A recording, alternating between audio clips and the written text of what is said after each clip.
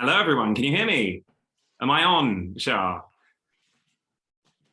Well, good evening, everyone. I think we're starting the event now. Thank you so much for joining us tonight for the Bloomsbury Children's 2022 Showcase.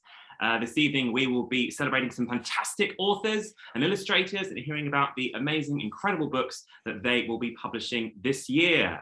My name is Sam Sedgman, children's author and one of the hosts of Down the Rabbit Hole, a podcast all about children's books. And I'm delighted to be co-hosting tonight's event with my wonderful fellow podcaster, Caroline Carpenter. Hey, Caroline. Hi, Sam. Hi, everyone. Yeah, like Sam said, I'm also on Down the Rabbit Hole, as well as being children's editor at the Bookseller magazine. And I'm really excited to be here too. We apologise in advance if there's any technical problems across this evening's event. If there are, please bear with us. And we also wanted to mention that the event will be recorded. We'd love to see as many of you posting about this across your social media platforms. So if you want to join in, use the hashtag Bloomsbury Kids Showcase. And also we wanted to let you know that all of the titles will be on sale on bookshop.org using the discount code Bloomsbury10. Now let's get started. We're going to be hearing from a total of 9 authors and illustrators tonight. And the first of them is our youngest author of the evening, 10-year-old Premier League Young Writer of the Year, Rico Hinson-King, whose empowering adoption story, Strong and Tough, is illustrated by Nick Sharratt.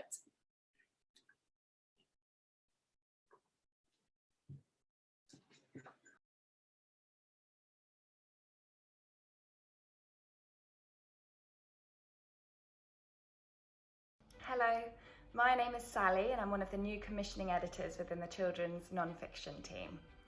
I'm really excited to share with you today a very special book by a very special author, Strong and Tough by Rico Hinson-King.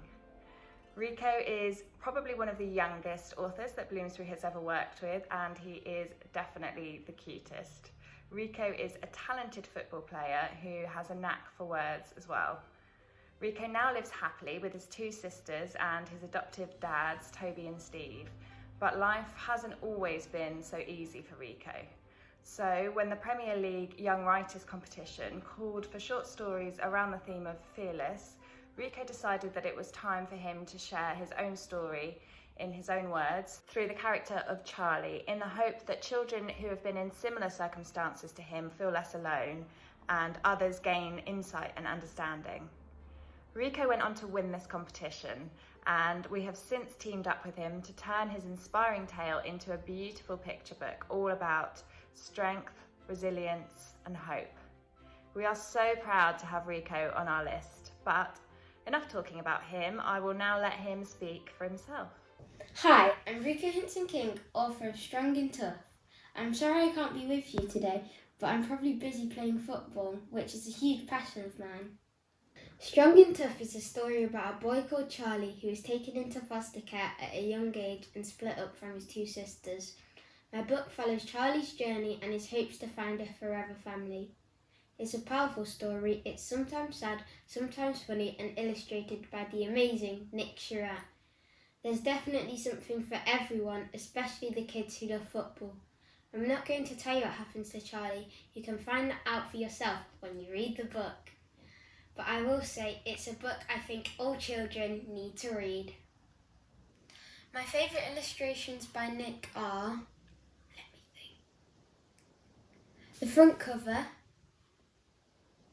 the double page spread where they're doing lots of family fun things, and the page where Charlie scores the winning goal.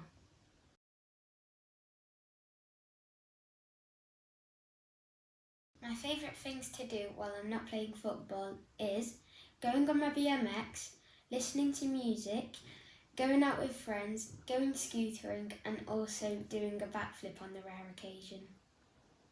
I read lots of books, not sure I have a favourite. I like Harry Potter, and David Walliams is a great writer too. He's very funny. My favourite animals have to be a dog because we've got a dog. She's called Maylie and she is crazy. My favourite subject in school has to be PE because I love running. My favourite food is pasta. I shall be known as the pastatarian. My favourite colour is sky blue. My favourite place I've ever been to is Abu Dhabi, obviously to play football, as we won the Abu Dhabi Cup. Thanks to COVID, it's not been played since. I don't get lots of time to watch movies or TV, but when I do, I love to watch action movies with The Rock, Cobra Kai, and Top Gear. I guess the most exciting thing about being an author is yet to come. I can't wait to see and hear what my readers think about my first book, as I'm already writing my second. My favourite footballer is Lionel Messi. He's a great baller, he's a true baller, he's everything you can ever have. He's got class, he's got skills, he's got everything.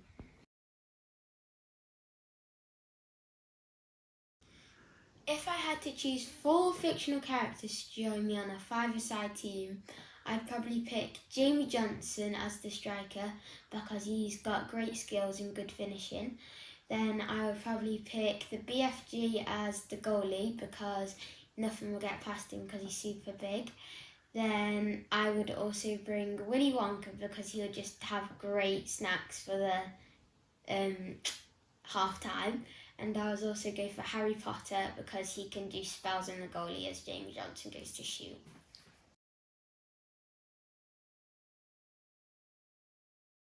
I'd like all children, and especially those in care, to get an idea of what it's like to be a foster kid, and also to understand that it's okay to be different. But more than anything, I want children to realise that you should never give up hope.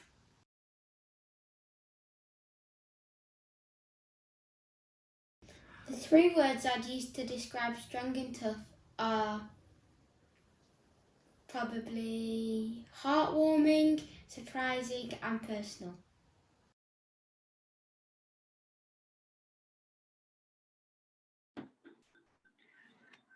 Well, I think everyone will agree with me that was an amazing start to the showcase, hearing from Rico. And now we're going to hear about an exciting debut picture book from writer and performer Jordan Stevens and illustrator Beth Suzanna, The Missing Piece, which comes out in August.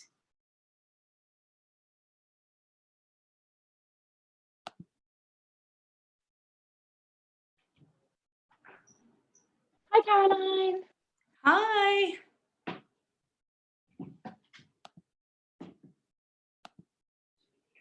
How are you? I'm good, thank you. Good. Does that work? Hi. Hello. How are you both? Yeah, good, thank you. Yeah, very good. Cool. So we're here to talk about The Missing Piece. And I wanted to start by asking Jordan, what is the book about and what was the inspiration behind it? The book is about a young girl called Sunny who is obsessed with completing jigsaw puzzles and eventually is given a massive jigsaw puzzle by her grandmother, and there's a piece missing, so she goes to look for it. And that's the basic premise of the book. Don't want to ruin it. but the inspiration behind it, well, firstly, my own obsession with completion, I think, and wholeness, which I've gathered over the years I've lived on this planet. And so I'm kind of speaking to myself, but also out of and this is a moment when me and Beth really connected, was just a massive appreciation for grandmothers, and especially my late grandmothers, as well as Beth's grandmother. Yeah, it was really amazing to get to pour all the love I have for my grandma into the illustrations and get to capture the warmth. And we both related about how both of our grandmas had this warmth, but also this cheeky side, which we really captured in the story. So that was really nice. Oh, that's lovely. I actually wanted to ask you both, how did you kind of work together on the book? I had like a real idea of what I had this story for years, to be honest, and it was knocking about, and I'd done all these wild versions of it, but landed on what is now the book, and then it's my first experience of this, so I'm learning the kind of kids book world. So I was given all these potential illustrators and like drawings, and I remember there was some really incredibly detailed. There were some incredible pictures, but I just couldn't.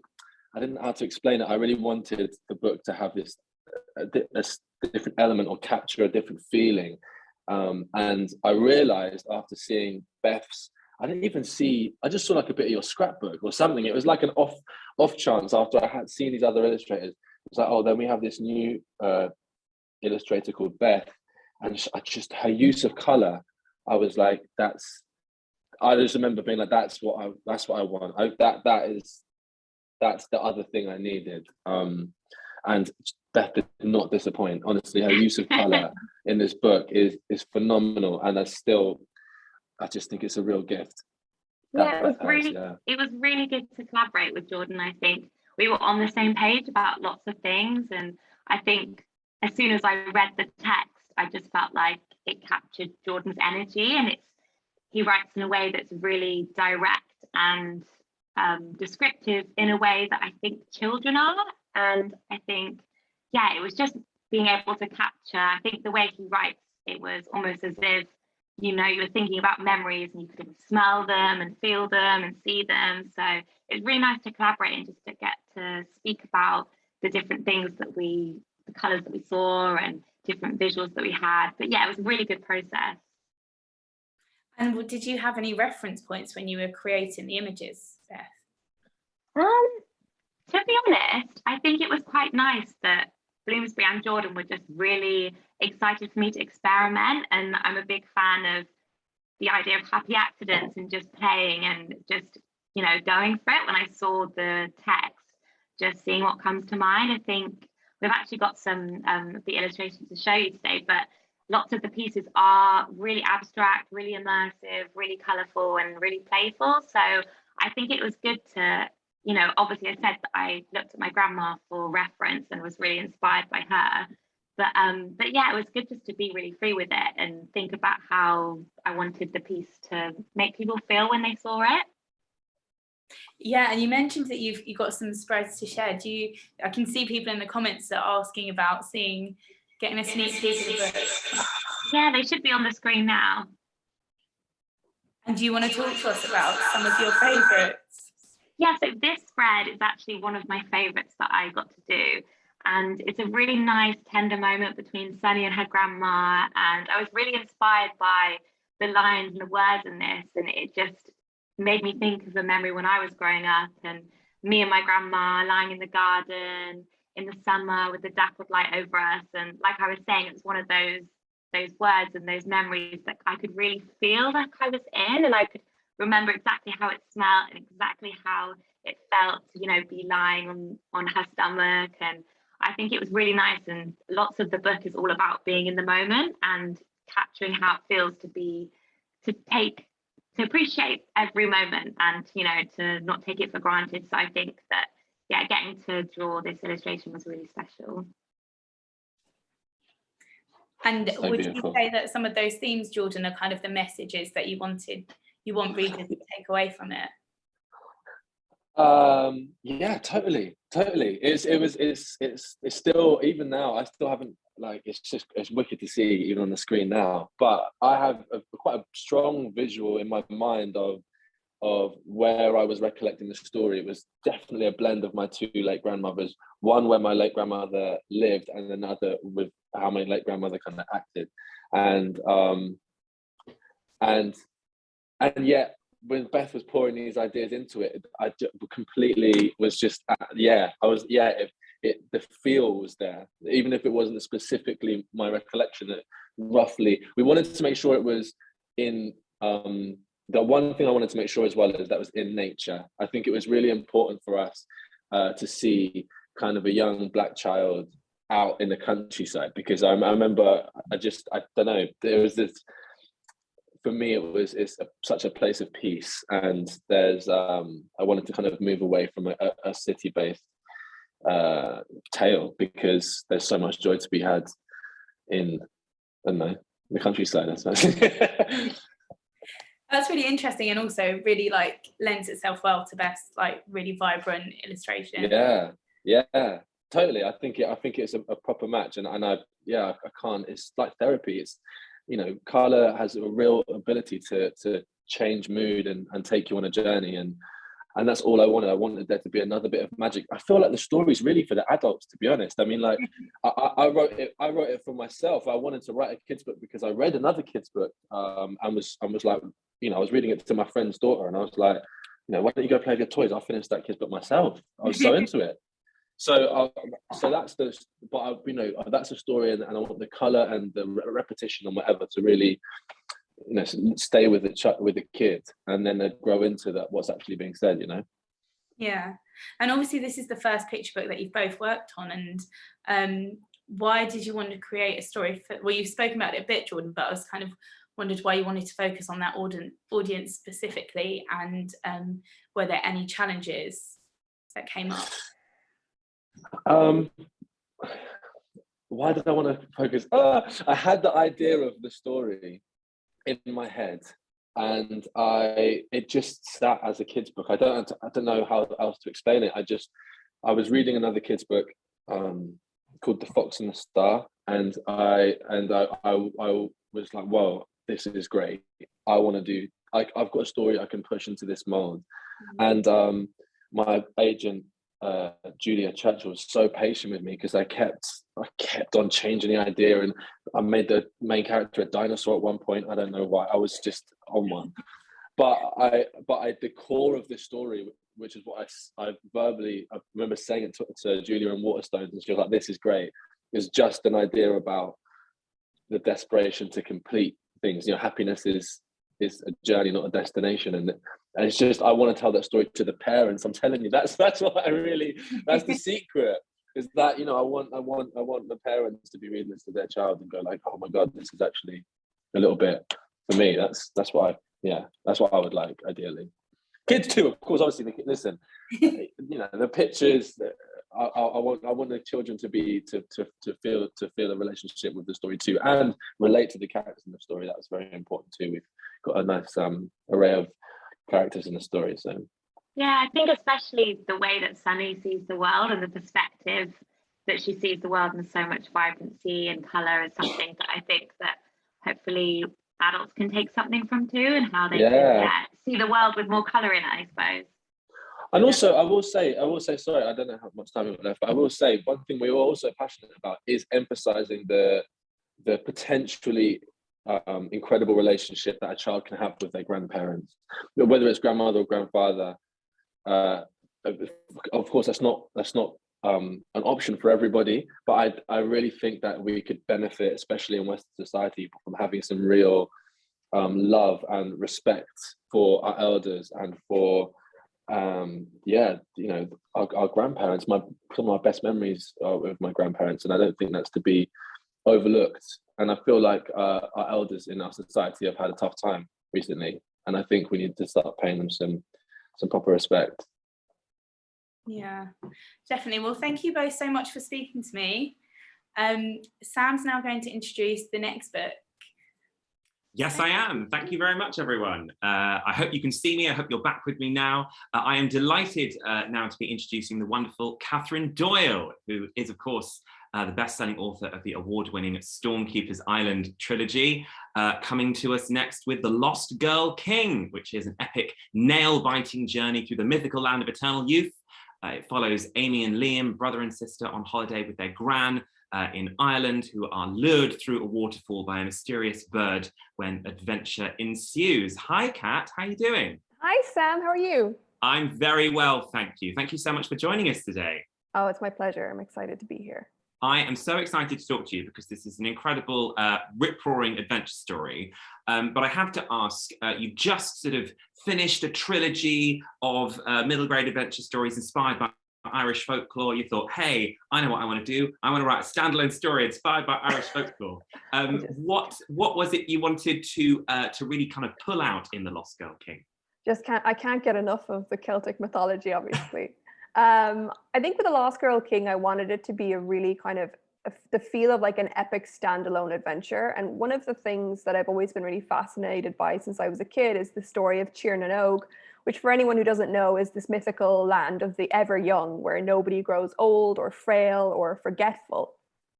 And so I thought it would be really fun to kind of write a modern day adventure. I love modern kids and modern settings, and to write a modern day adventure where these two siblings, Amy and Liam, sort of accidentally find their way into this supposedly mythical land, and what their take on it is in the modern world. And so that was kind of the starting point for the story, which really kind of grew legs and took off from there. Absolutely. No, it's such an action-packed story. There's an awful lot going on every page. It's very much a page turner, which I really, really enjoyed. But one of the things that really kind of propels it are those characters at the heart of it. And I wondered if you could just tell us a little bit more about Amy and Liam, the brother and sister at the heart of the story, who I love how you've got like, I love the differences between them. Amy is really, really, really enamored with all this kind of folklore stuff that her gran is really into, but Liam is really skeptical. He's really into science. I loved that relationship. How did you go about developing that? Well, basically, so like you said, we have Amy, who's a kind of outdoorsy girl, and she just wants to explore, and she doesn't like being inside, and she's not interested in the stories that you find in books. She wants to go out and make her own stories. And Liam is a bit more timid, and like you say, a bit more into, like, you know, playing chess and reading and just generally being safe and not risking his life. And so when they find their way kind of into Tir na Nog, it kind of brings out their weaknesses, I suppose, their flaws, and also kind of their strengths. And so they get separated virtually immediately. So Liam gets kidnapped, poor Liam, he gets kidnapped by these shadow riders and kind of swept away across the kingdom to Silverstone Castle. And then Amy is tasked with having to find him. And so while she's really good at being brash and brave and sort of just like plowing through the world, she has to kind of learn the art of diplomacy and kind of cajoling these kind of world-weary warriors to help her, and kind of making friends and learning how to be a bit more, I suppose, kind of polite and quiet in certain circumstances. Whereas Liam, who ends up kidnapped in this very scary stone castle in the middle of this mountain range far, far away, is totally on his own kind of for the first time, and he can't really rely on his sister's brashness or bravery. And so he has to kind of find the bravery within himself to kind of befriend maybe a palace guard and try find his way out of the castle. And he just wants to desperately get back to his sister. And so I think by the end they both find strengths within themselves that maybe they didn't have at the start of the book. I love how the boy is the damsel in distress in this one. I know, yeah, I had to do it. So I have to ask, I don't write fantasy. I write books that are very much set in the real world. And whenever I want to build out the real world, I go and do research into what the real world is like. You, of course, have based this world off folklore, but I want to know how much of it is invention and how much of it is inspired by folklore, and what kind of research you did to create that incredible world. Well, the greatest trick that I like to play in all of my books, I think, is that I like to start off with a general sense of something that is from Celtic or Irish mythology, or some kind of mythology familiar to me. And then I just make up a lot of stuff and weave it in between. And so the reader can't tell what's just like my own fantasy and kind of what came from like my childhood or my interests. But with Tir na Nog, what we know kind of in folklore is that it's this land where time stands still, and that's supposed to be a good thing. And so during COVID, when time was literally standing still, I got to thinking like, okay, is this a good thing? Is this cool? Is this like an aspirational thing that we want to get to?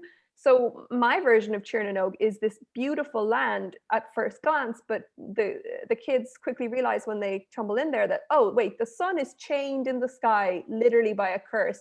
And time is standing still, so nobody gets to grow up and nobody gets to move on, and nobody gets to develop in any real sense. And the land looks beautiful, but it's rotted through because it's not growing and it's not being nurtured.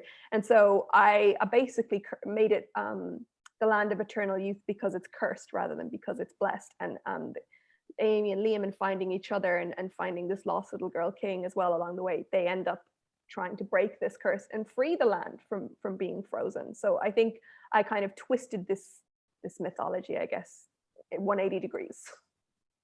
And because I guess some people feel quite precious about mythology, like an old story, that you have to be quite reverential towards it, but that's not your approach at all. You kind of yeah. feel that. I just smash it. Well, my whole thinking is, there's lots of beautiful myths about Tir na Nog and lots of stories that I think are really great. And I always try, if I'm going to take inspiration from anything, I always want to put my own slant on it to make it really original and different. And sometimes that means turning it on its head or swapping other things about it or adding stuff on. And And I mean, I make no bones about that. That's just kind of how I go about it. And usually I just use it as like a seed, and then I like to just grow the tree of the story and all the characters kind of from my own imagination. Yeah, absolutely. And I really want to know, because there's so much energy to this book, I really want to know how it felt for you as a writer working on this as a standalone piece, having previously worked on a trilogy. I know, yeah, it was kind of odd, but I guess in the benefit of it for me is that it's very pacey and very exciting, and there's not a lot of like slow moments or downtime. So I had, when I was writing it, a real sense of, I think, magic and fun. And there's a lot of characters in it that I just absolutely loved writing. So it was really, I guess, it was like a little capsule of like pure enjoyment for me during, the pandemic, which was not an enjoyable time. No. So in that sense, I feel very warmly towards it, because it holds a very special place in my heart, because it was a kernel of joy for me during that time, for sure. No, absolutely. It's such a beautiful book, and I think you've done an incredible job. I'm so stunned that you were able to write it in the pandemic and have so much energy and color and brightness, and it must have been such a joy and a thrill to escape. It's probably a coping mechanism, like you write these incredible books set in the real world, and for me, I just couldn't face writing a book set in the real world. I had to, like, I guess, mentally retreat into this fantasy world of like magic, and maybe that's probably why it's written like with such brightness, because that's like where I was hiding away, but also having a great time doing it. Yes, absolutely. And you've obviously no, I want to ask you one more question actually about the characters in the story. You've heard about Amy and Liam, but you have some fantastic warriors in this story, but also a fantastic villain. I wondered if you could tell us about the villain at the heart of this story. Yes, I love a good villain, Sam. Actually, of course, it's the engine that drives the plot. I know. I should just, if I could just write a book full of just only villains. So the Tír na nÓg is obviously cursed. The sun is chained in the sky, and the land is suffering, and the people are really weary, and they've kind of given up.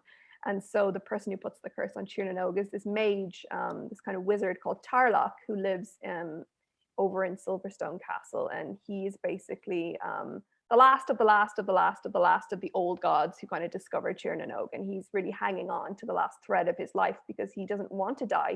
He's the only one who actually, ironically, wants time to stand still so he can remain in power, and to do that, he's causing everyone else to suffer. And he's this really kind of terrifying, gnarled, creepy, all-seeing, all-powerful figure that Amy and Liam kind of have to try and get around, and ultimately, defeat. And so to do that, Liam, he discovers this little lost girl king who very much wants to find her way home, and she helps Liam in the castle. And then back across the rolling plains of Tír na nÓg, Amy falls in with a band of kind of very grumpy male warriors who begrudgingly decide to help her rescue her brother and hopefully the land as well.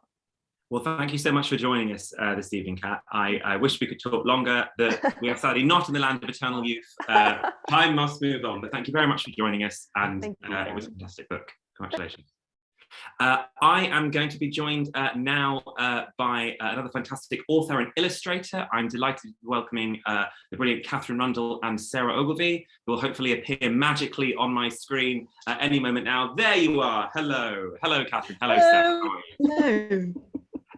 We are joined by these two wonderful people because they have written an incredible book called The Zebra's Great Escape, which follows a young girl called Mink as she meets a zebra called Gabriel who needs her help. In fact, I don't know why I'm telling you the story of this book. I wonder if you can tell us the story of this book, you two. It's a wonderful story. Katherine, yes, you go. I should instruct you. So The Zebra's Great Escape is about a little girl called Mink, who is one day in the square near her flat, and she's on the swings, and she doesn't believe in bedtime, so it's later, there are no other children around, and she hears a noise in the bushes, and the noise makes her freeze, but the swing doesn't freeze, so she just goes straight into the bushes, and she bumps her head. And then when she looks round, the thing that made the noise is a tiny baby zebra, quite newborn, and it breathes on her. And as it breathes on her, she suddenly discovers that the bump has sort of shaken something loose. And for the first time, she can understand animals. And they don't speak in words, they speak in colours and pictures and swirls, which Sara has made the most glorious images of. And the zebra says, "My mother and father have been kidnapped, and we need to get them back." And so Mink, the little girl, Gabriel the zebra, a grumpy dog called Rainbow, and a squirrel called Rodentia band together to go and rescue her parents, and it's a great escape. Absolutely, it really is. It's a really wonderful, charming book. And I have to know where the idea for this story came from, because I bet I could tell reading it that this is an idea that came from somewhere specific. And how did the two of you come to be working on it together? So the idea came from my partner has a 10-year-old daughter who I've known for 7 years. So I started telling her this story when I got back from Zimbabwe, where I spent part of my childhood. And she was asking a lot about the zebras, and she was so obsessed with the idea of knowing what it would be like to be a zebra, and what do zebras talk like, and what do zebras like. And so the idea sort of started from there, but it was also, I think I wrote the first draft quite a long time ago. And the idea behind it is that they ask for help. So the man who has kidnapped the animals is called Mr. Spit, and he is a collector, and he has collected an A to Z of animals. So there are like aardvarks and bears and capybaras, and he's going to stuff them all once he's got the full collection. And of course, once he's got to Z, the collection is complete. And the idea behind the story is this, that when you ask someone for help, you are asking them a magnificent thing, because you are giving them the chance to change things for the better. You are giving them the chance to sort of shift the world. And Sara and I came to work on it because I have loved her work for years and years, and my nephew and niece love her work with a sort of burning passion. You know, the sort where you would eat, they do indeed eat the books that she illustrates. And this is, I don't know how close you'll be able to see it, but this is one of the spreads when you can see for the first time the A to Z of animals. And I'm just utterly in love with her work.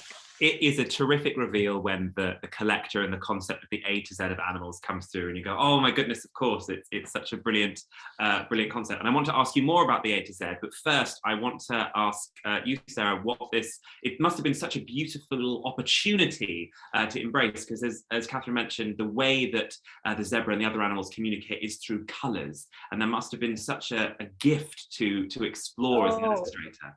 Yeah, I mean, it was a gift. It was also quite challenging, because how do you make something invisible like sound visible, if you see what I mean? So I had to come up with a kind of graphic language that kind of emanated from the animals to kind of show that they were communicating with each other. And so I tried out a lot of different things, and eventually came up with all these kind of different layered kind of spontaneous swirls and kind of sparks, and so it kind of captured their mood or fear or excitement in the exchanges that we were having throughout the book. So yeah, it was amazing to work on, and Katherine really gave me a lot of illustration challenges by not only having a zebra, so the stripes there, of course, horses and zebras' legs are notoriously difficult to draw, so that was really challenging. And then I've got 26 kind of animal pairs to deal with as well. But it was amazing. I really enjoyed all the research and just generating the characters, and the characters are wonderful. You know, lovely Mink, who's at the heart of the story. She's really fearless and determined. And then we've got like Gabriel, this lovely leggy zebra, who's just glorious to draw. And I think we do have an illustration from the book which shows Mink and Gabriel, this lovely moment where they're both kind of, Gabriel's scared, and he's sort of missing his parents, who have obviously been taken by the bad guy, Mr. Spit, and she invites him into her bed to comfort him. And this was one of the first illustrations I did when I was working on the book, working up in colour, and I just loved the description that you know, Katherine's written about the tangle of 2 arms, 6 legs and 2 noses pressed together. And so I was trying to get this kind of tumble in the bedding of them sort of trying to work out a way that they could kind of cuddle together. And I just really love Katherine's humor as well, you know, with Gabriel sticking his hoof into Mink's ear, and she, you know, and she's not complaining, and then yeah, it's just, that was a really lovely moment to get the book sort of springboarded and started and off into the adventure.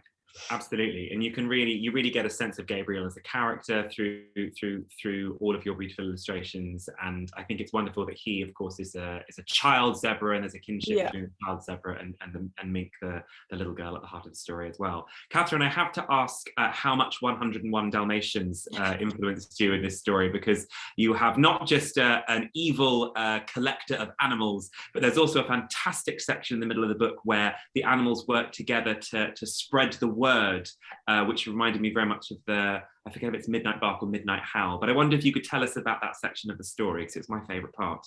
Exactly. So there is very much inspired by the twilight barking, and in fact, you can see that if you happen to know the area, it is a sort of homage to that, because the hill that Rainbow is barking from the top of is Primrose Hill, which is where, of course, Pongo and Perdita live. But then other bits are entirely sort of modern and new. And one of the bits that I just love the illustration of is there's a moment where so they let go all the animals, and it's just Mink, the little girl, and she's just got to let go of the two parent zebras, and then Mr. Spit is suddenly behind her, and she says, run, all of you, and they all run, including Rainbow, who we think might be a little bit of a rotter because he's grumpy. And Mr. Spit catches her and is about to put her in a cage, and he says, I'll start again with you, A for a meddlesome little fool. And then she says, you can't. And he says, oh, who's going to stop me? 3 zebras, a tiny squirrel, and a little girl. And a voice comes behind them, and it says, no, not just them. And then you turn around, and you see that every single animal has come back, and all of them have these sort of swirls of fury, and they've all come to wreak revenge on Mr. Spit. And I just love this spread. I think it might be my favorite spread in the book. Every single animal. Sara Ogilvie has drawn 26 pairs of animals, and they're all furious. I mean, what a job to do. They're seething. No, they absolutely are, and that's a beautiful, wonderful, really heartwarming moment in the story that I loved as well. We're almost out of time, but I have to ask you very quickly if you can pronounce for me and tell us a bit about the animal that begins with X. No. Oh. Oh, I thought you would know. Zolo is what it is. The shortest version, isn't it? Zolo. I'll say Zolo. We say Zolo. Zolo Clothanthes. I have only ever read it in my head, and we're just saying Zolos for short. There are certainly, I love the alphabet collection, because they weren't necessarily the animals that you would expect. Obviously, you do have to do a little bit of rooting around the zoo to find some of the letters, but there were some wonderful, unexpected choices for quite common letters, which I really appreciated.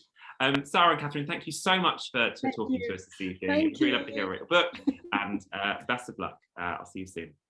Bye. And now I'm going to hand over back to Caroline, who is going to introduce our next book of the evening.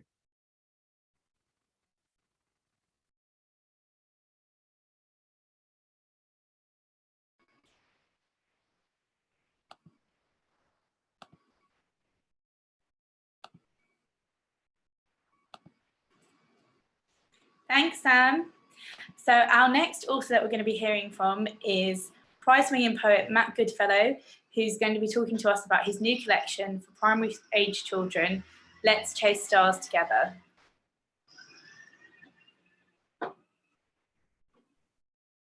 Hello, how are you doing? Hi, Matt. How are you? Yeah, I'm not too bad. How are you? Good, thank you.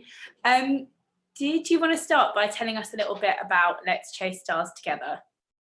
Yeah, it's a collection of poems. It's not really for primary school age kids, to be honest, Caroline. It's upper primary school moving into high school, and it's really about the journey of life at that strange time when you're moving between primary school and high school, and kind of trying to reflect on how strange the world is at times.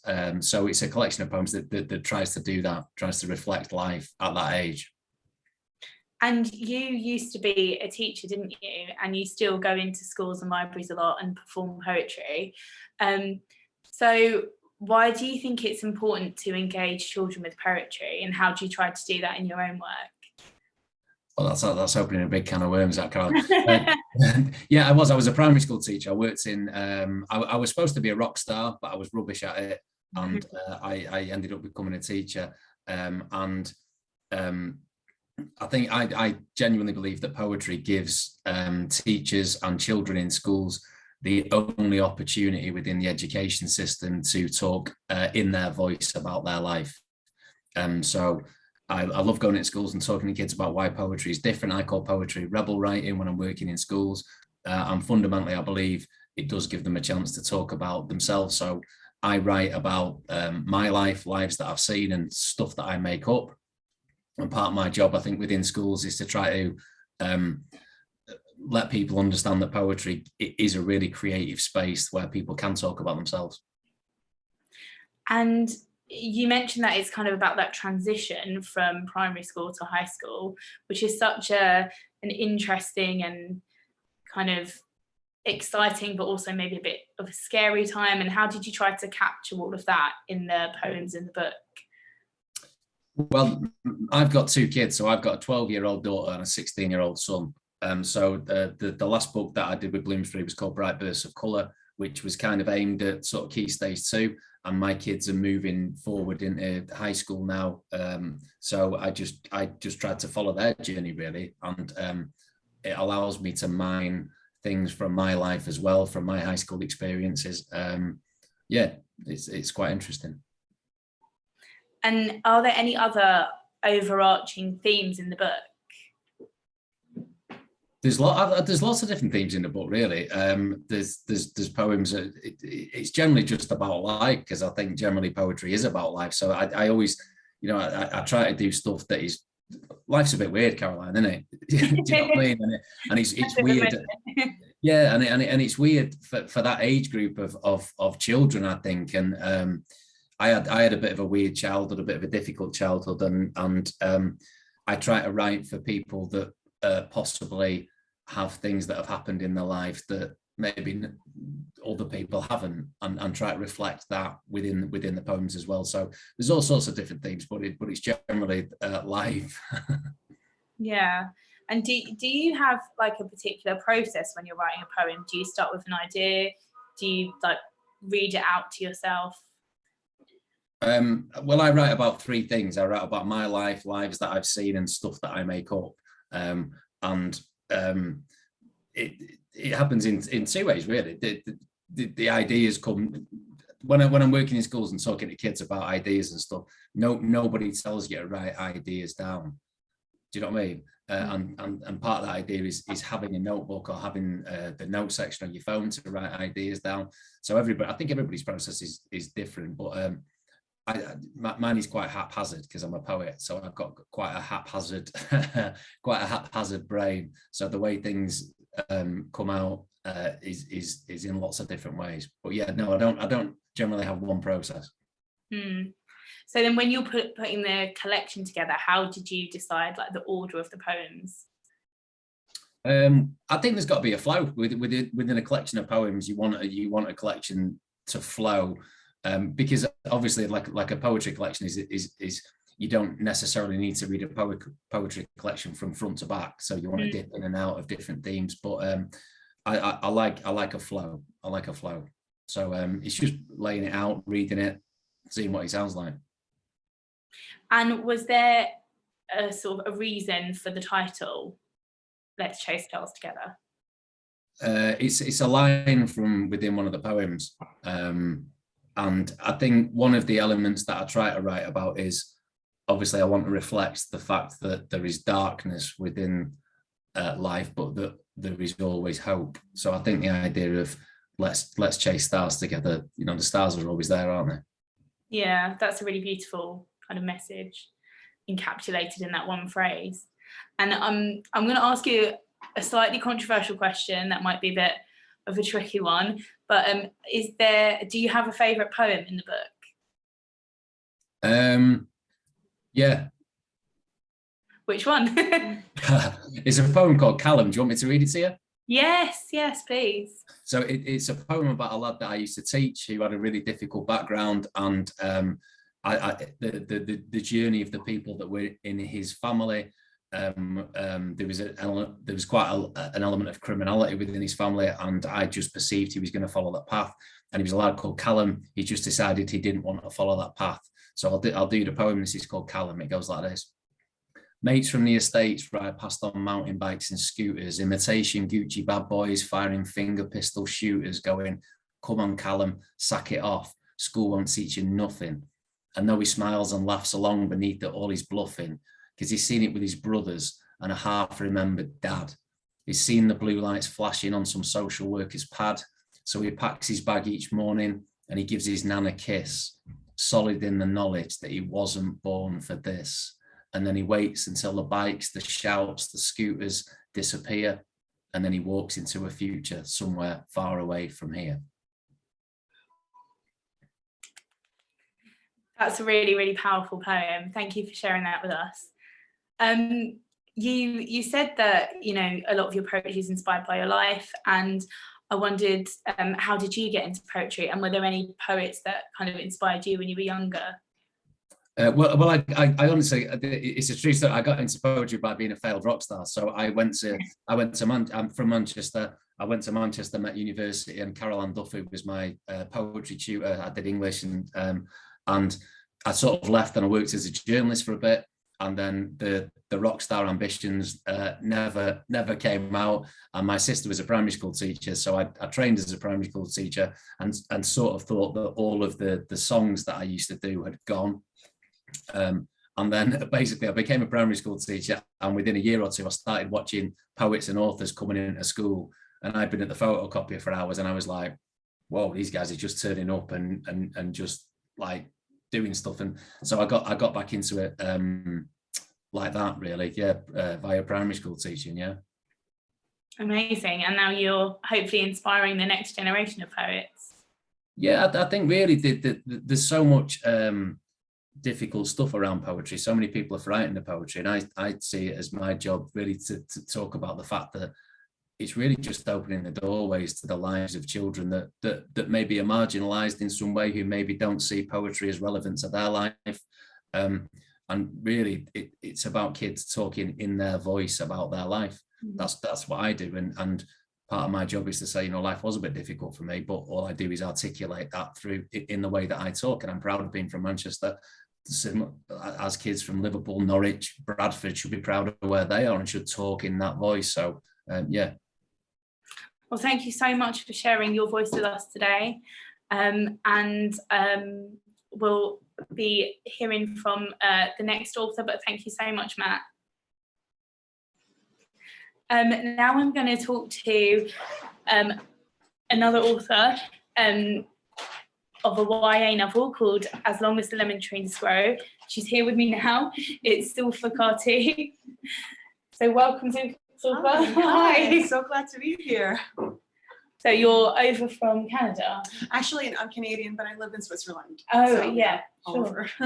So how are you finding the UK so far? Love it. It's my first time here in London, and I just love it. It's so beautiful. And so much history. So I love the architecture and museums. I love it here.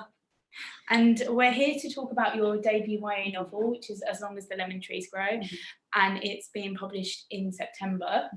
And you are the first Syrian YA author to be published in the US and UK. Yes. So congratulations, that's an amazing achievement. Thank you. It's a bittersweet feeling, but a huge honor. Yeah.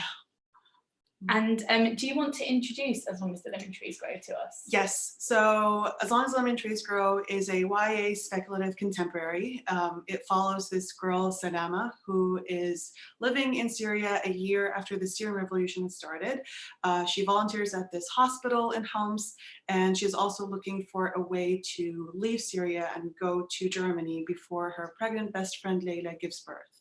And so on top of all of that, she's also has these hallucinations due to her PTSD that seem a bit too real. And so amidst all of that, Suzanna has forgotten how to live until she meets Kenan, this boy who wears his heart on his sleeve.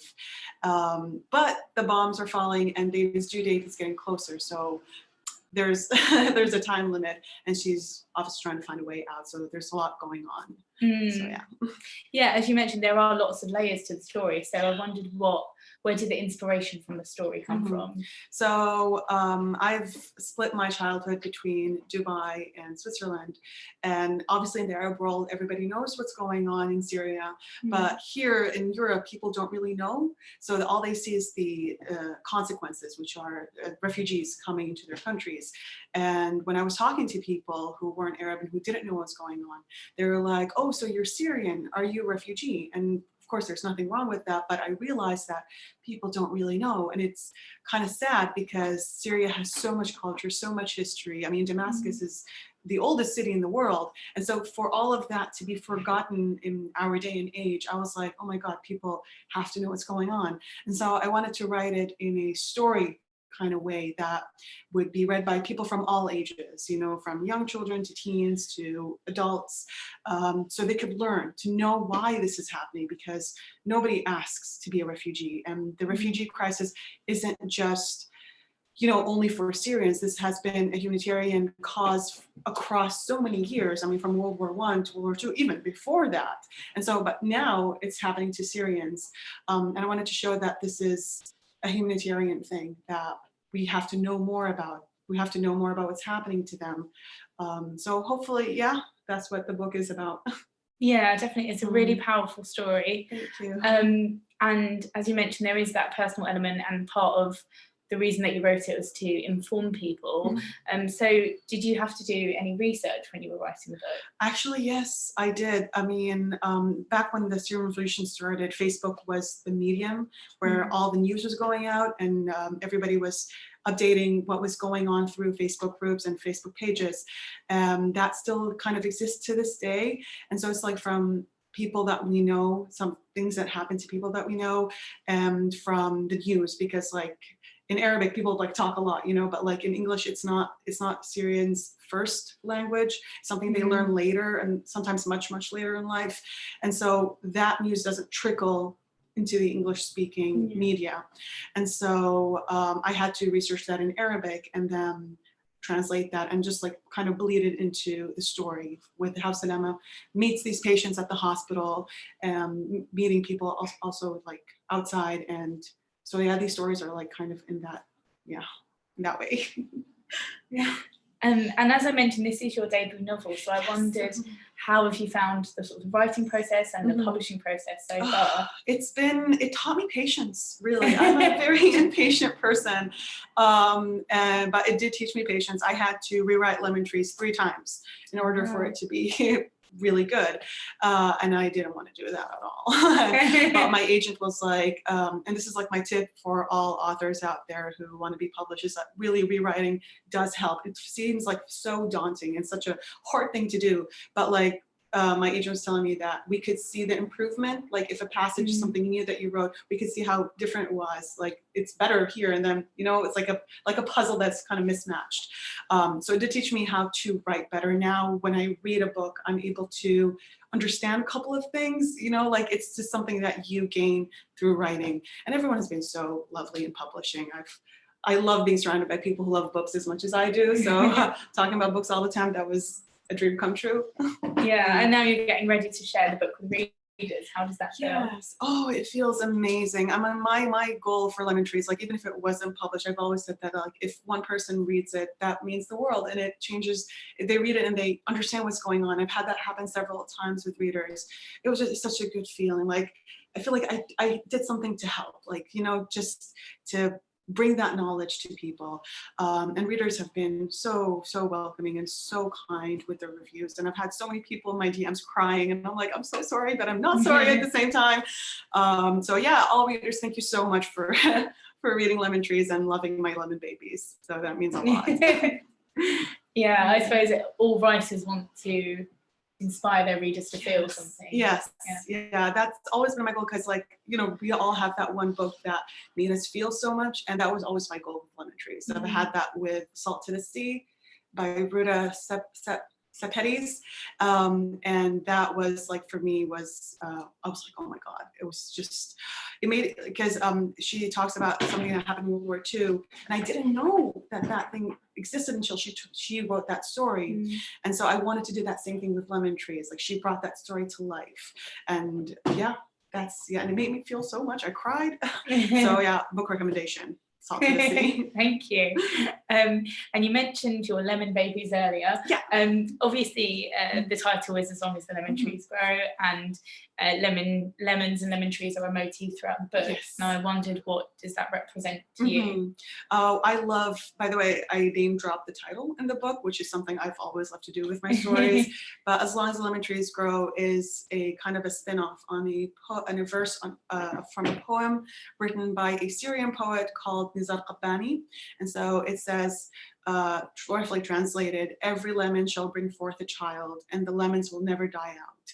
And so it's kind of like a symbol of hope, of resistance, of persistence. And also there's another saying, like a common saying in Homs, where the book is based, is that every house has a lemon tree. And so these lemons have existed throughout centuries, despite genocide and despite war and despite so much that has happened to a place that has so much history.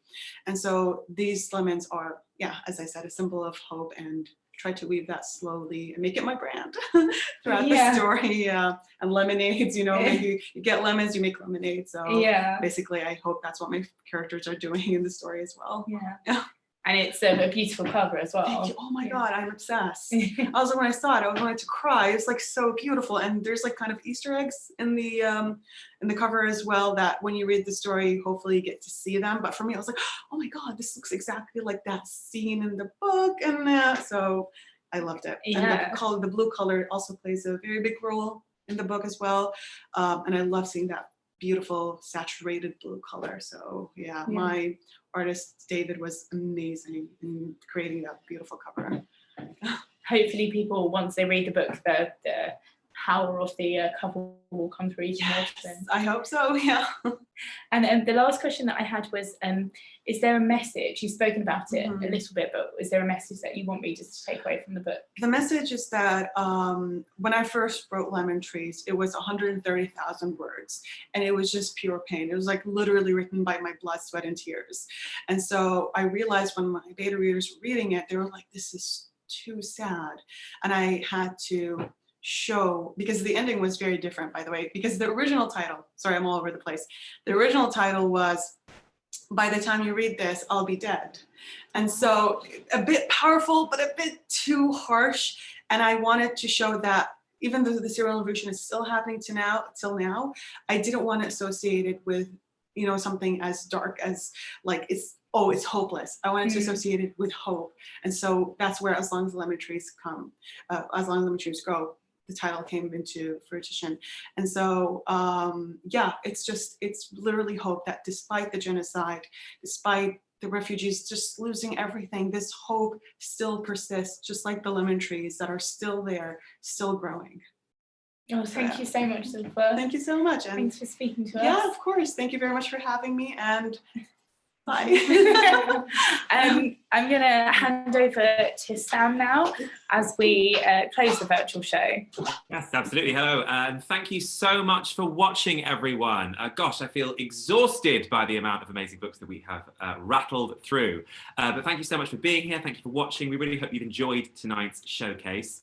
Don't forget that you can pre-order all of the books featured tonight from bookshop.org using an exclusive discount code, Bloomsbury10, for 10% off, which I think is valid for a very short period of time. So get those pre-orders in quick. But that is all from us tonight. It's been lovely chatting to you all. But to play us out, we do have one last author interview for you. And this will be a video from the marvelous Adam B introducing his new book, Adam Wins the Internet.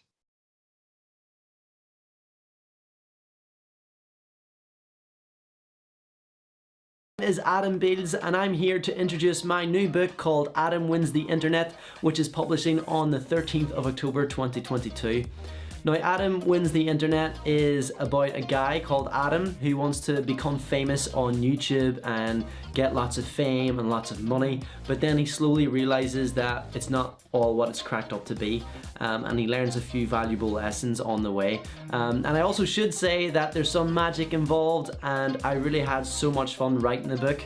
I've always wanted to write a modernized rags to riches story for a kid who wants to aspire to be big on the internet. So I thought it would be a neat idea to sort of morph those worlds together. And I used some real life experiences that happened in my career in the book. So it's almost biographical in a way, with some magic involved and a lot more fiction, just to make it more enjoyable for younger readers. But I'm super excited. I can't believe it's finally coming out this year. I hope you're all excited for it as well. And yeah, it's my debut book, and here's to Adam Wins the Internet.